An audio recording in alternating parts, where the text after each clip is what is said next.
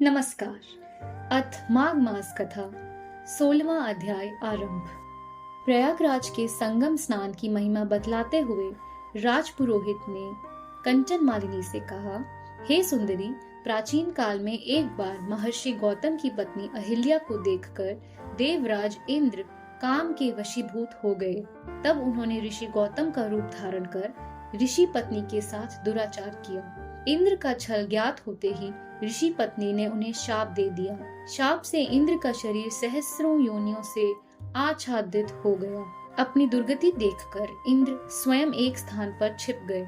स्वर्ग में इंद्र को न पाकर देवताओं ने बृहस्पति जी से पूछा, हे गुरुदेव, इंद्र का कोई पता नहीं है, कोई नहीं जानता कि वे कहाँ चले गए।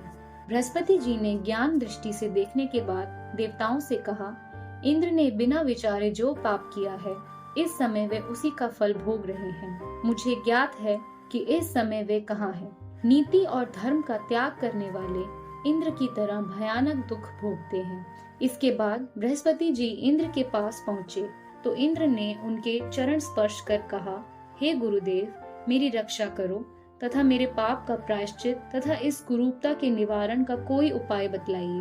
बृहस्पति जी बोले, हे देवराज, तुम्हारे पाप के प्रायश्चित का एकमात्र मार्ग यही है कि तुम मेरे साथ चलकर प्रयागराज में स्नान करो। इससे तुम पाप मुक्त होकर पूर्व रूप प्राप्त करोगे। देव गुरु बृहस्पति जी के साथ इंद्र प्रयागराज गए और त्रिवेणी के पवित्र संगम में स्नान करके पाप मुक्त हो गए। इसके बाद बृहस्पति जी ने प्रसन्न होकर इंद्र को वर दिया, जिससे उनके शरीर पर आच्छादित सहस्रों योनियों का परिवर्तन सहस्रों नेत्रों में हो गया। इंद्र पाप मुक्त होकर और पहले से भी दिव्य रूप प्राप्त करके अमरावती लौट आए। इसलिए तुम भी अपना समस्त धन दीनहीनों में बांटकर और प्रयागराज जाकर स्नान करो, तुम्हारा कल्याण होगा तथा तुम्हें सद्गति प्राप्त होगी। मैंने अपनी समस्त संपत्ति उसी दिन दीनहीनों और अनाथों में वितरित कर दी तथा सर्वस्व त्याग कर मैं प्रयागराज आ गई।